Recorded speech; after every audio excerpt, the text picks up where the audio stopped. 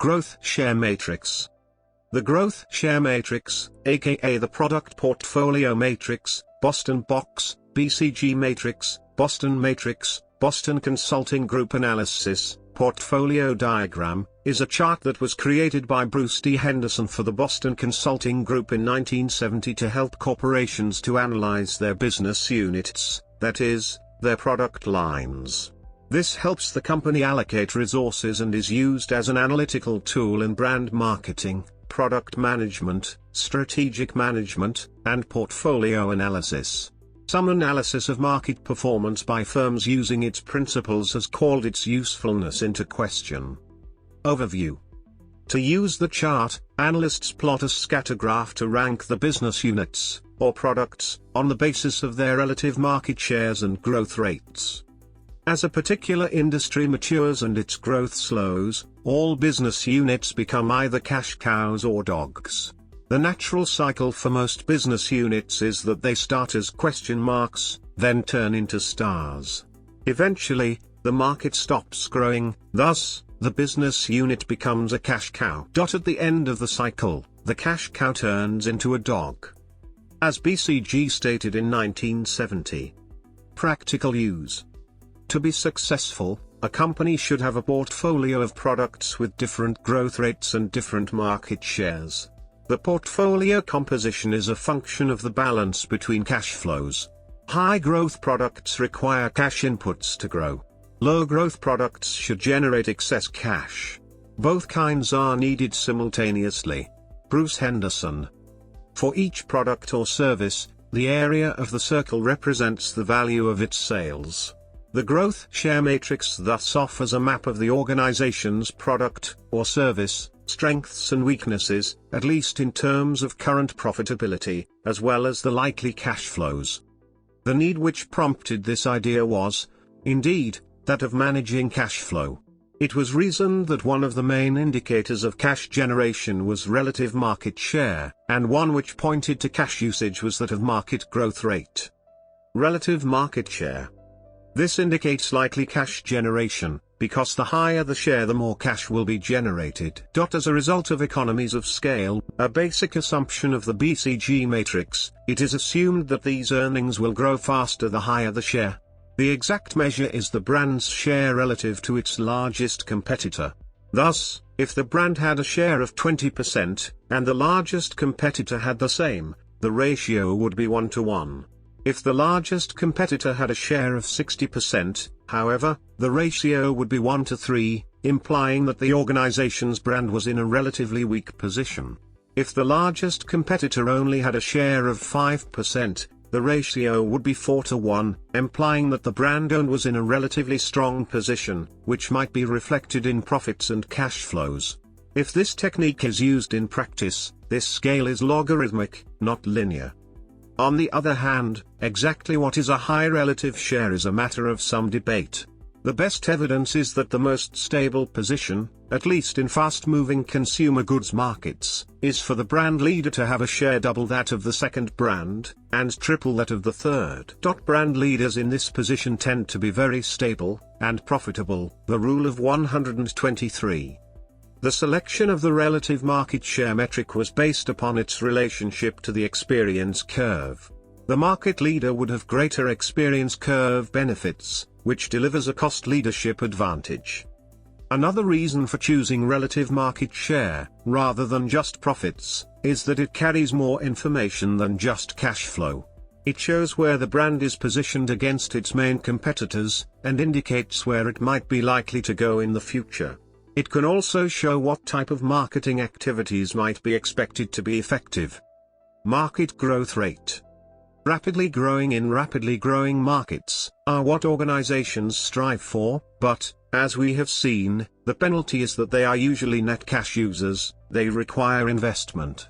The reason for this is often because the growth is being bought by the high investment, in the reasonable expectation that a high market share will eventually turn into a sound investment in future profits. The theory behind the matrix assumes, therefore, that a higher growth rate is indicative of accompanying demands on investment. The cutoff point is usually chosen as 10% per annum. Determining this cutoff point, the rate above which the growth is deemed to be significant, and likely to lead to extra demands on cash, is a critical requirement of the technique, and one that, again, makes the use of the growth share matrix problematical in some product areas. What is more, the evidence, from fast-moving consumer goods markets at least, is that the most typical pattern is of very low growth, less than 1% per annum. This is outside the range normally considered in BCG-matrix work, which may make application of this form of analysis unworkable in many markets. Where it can be applied, however, the market growth rate says more about the brand position than just its cash flow. It is a good indicator of that market's strength, of its future potential, of its maturity in terms of the market life cycle, and also of its attractiveness to future competitors. It can also be used in growth analysis. Critical evaluation. While theoretically useful, and widely used, several academic studies have called into question whether using the growth share matrix actually helps businesses succeed, and the model has since been removed from some major marketing textbooks. One study, Slater and Zwerlein, 1992, which looked at 129 firms, found that those who follow portfolio planning models like the BCG matrix had lower shareholder returns. There are further criticisms to the BCG matrix. The matrix defines dogs as having low market share and relatively low market growth rate. This can be challenged as there are several dogs on the market which are very profitable and retain part of a significant market without dominating it. Bic razor blades are a modern-day example. Bic razor blades cost the firm an average of 5 pence to produce and have a retail selling price of £2.43. This demonstrates how the BCG matrix contradicts itself, as a dog with little cash usage can produces a substantial income. Misuse. As originally practiced by the Boston Consulting Group, the matrix was used in situations where it could be applied for graphically illustrating a portfolio composition as a function of the balance between cash flows.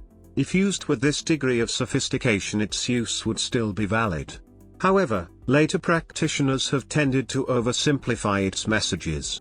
In particular, the later application of the names, problem children, stars, cash cows and dogs, has tended to overshadow all else, and is often what most students, and practitioners, remember. This is unfortunate, since such simplistic use contains at least two major problems. Perhaps the most important danger is, however, that the apparent implication of its four-quadrant form is that there should be balance of products or services across all four quadrants, and that is, indeed, the main message that it is intended to convey. Thus, money must be diverted from cash cows to fund the stars of the future, since cash cows will inevitably decline to become dogs. There is an almost mesmeric inevitability about the whole process. It focuses attention, and funding, onto the stars. It presumes, and almost demands, that cash cows will turn into dogs. The reality is that it is only the cash cows that are really important, all the other elements are supporting actors. It is a foolish vendor who diverts funds from a cash cow when these are needed to extend the life of that product. Although it is necessary to recognize a dog when it appears, at least before it bites you, it would be foolish in the extreme to create one in order to balance up the picture. The vendor, who has most of his, or her, products in the cash cow quadrant, should consider himself, or herself, fortunate indeed, and an excellent marketer, although he or she might also consider creating a few stars as an insurance policy against unexpected future developments and, perhaps, to add some extra growth. There is also a common misconception that dogs are a waste of resources. In many markets, dogs can be considered loss leaders that, while not themselves profitable, will lead to increased sales in other profitable areas. Alternatives. As with most marketing techniques, there are a number of alternative offerings vying with the growth share matrix, although this appears to be the most widely used. The next most widely reported technique is that developed by McKinsey and General Electric, which is a 3-cell by 3-cell matrix, using the dimensions of industry attractiveness and business strengths. This approaches some of the same issues as the growth share matrix but from a different direction and in a more complex way, which may be why it is used less, or is at least less widely taught. Both growth share matrix and industry attractiveness business strength matrix developed by McKinsey and General Electric are criticized for being static as they portray businesses as they exist at one point in time.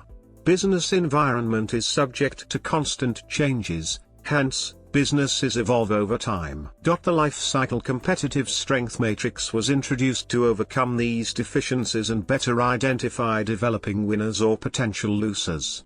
A more practical approach is that of the Boston Consulting Group's Advantage Matrix, which the consultancy reportedly used itself, though it is little known amongst the wider population. Other uses. The initial intent of the growth share matrix was to evaluate business units, but the same evaluation can be made for product lines or any other cash-generating entities. This should only be attempted for real lines that have a sufficient history to allow some prediction. If the corporation has made only a few products and called them a product line, the sampled variance will be too high for this sort of analysis to be meaningful.